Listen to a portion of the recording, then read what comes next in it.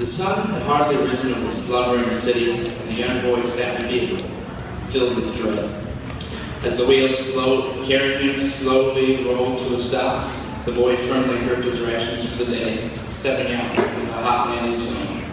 He'd hear voices all around, bidding him to move onwards. As he reached the towering doors into the building, his feet could go no farther. No matter what he tried, fear seemed to wrap around his entire being in a Bruce Lee-esque come through the river. This is the day that will shape the rest of his life. And with that, I had arrived on my first day of high school. Now, to some, this may sound a bit dramatic, and to be fair, it probably is. But I know some of you can relate, at least somewhat, to the fear that comes with the first day of high school, as we've heard in our speeches so far. For me, this thing's going crazy in my face. I'm sorry, this is mine itself. But for me, I found this apprehension particularly prominent, mainly due to my education up until that point in my life. Now, before high school, I experienced a mixture of Christian school and homeschool education. Some of you might be familiar with the Christian school, if you are Crusaders represented. And if you are, then it comes as no real surprise that I had an 8th grade graduating class of about 10. And while homeschool, I had a graduating class of about 1. Got along great with the teacher, though. She made my lunch every day. Still does. Thank you, Mom. So as you can guess, transition to high school, where I literally had hundreds of classmates, frightened me a good deal.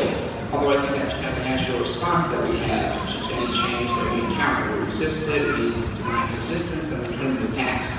But as I stood before the towering doors of OHS nearly 40 years ago, I made a decision to embrace the change that had suddenly entered my life. And for me, that made all the difference.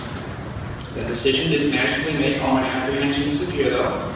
I still encountered situations that intimidated me throughout high school, but I made the decision to embrace them with boldness. One such instance that comes to my mind involves, strangely enough, and bear with me, tree climbing. Now, I call my mother protective, but I never did much tree climbing as a youngster.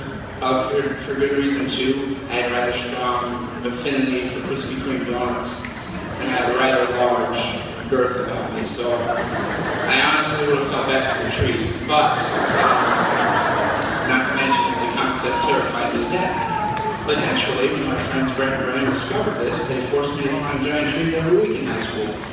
And I perpetually feared for my life, but before I knew it, I was a pro and I loved it. Albeit, I only conquered 4 to 5 footers, and was shown up on multiple occasions by 3rd graders.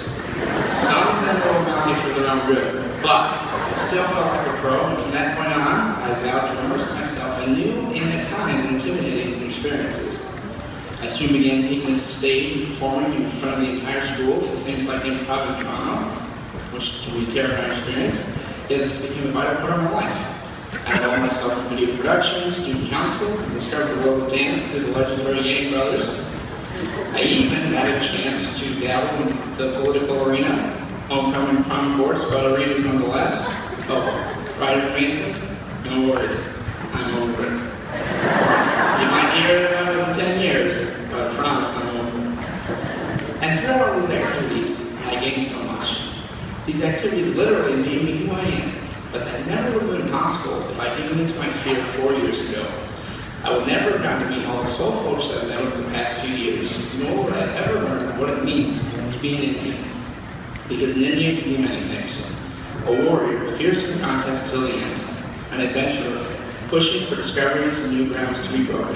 An entertainer, captivating minds one evening at a time. Or a poet, examining our world through verse and rhyme. While roaming these halls, we have learned these traits, and now we must step forward and embrace our fates.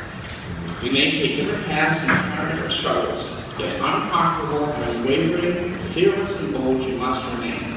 For as Indians, we may have many branches, our roots remain the same. So we're all different. We all have different experiences, your guys' experiences weren't mine. We have different personalities and different plans. But I don't care what you're doing after today, whether it be college, work, or anything else. We all have one thing in common, and that is that our lives are all about to change drastically. And I know your instincts will tell you to be afraid, to resist the change, but I implore you to do the opposite. to look at the uncertainty of the future, to comprehend all the struggles and trials to come, yet despite whatever tomorrow may bring, to rise above it all. Step forward with your head held up and go show the world what it means to be an Indian. So to you, OHS, my wish is that you allow God to guide and direct you as you step forward into your future, and to remember the words of a great scientist I know. The future is what you make it, so make it a good one. Go Indians.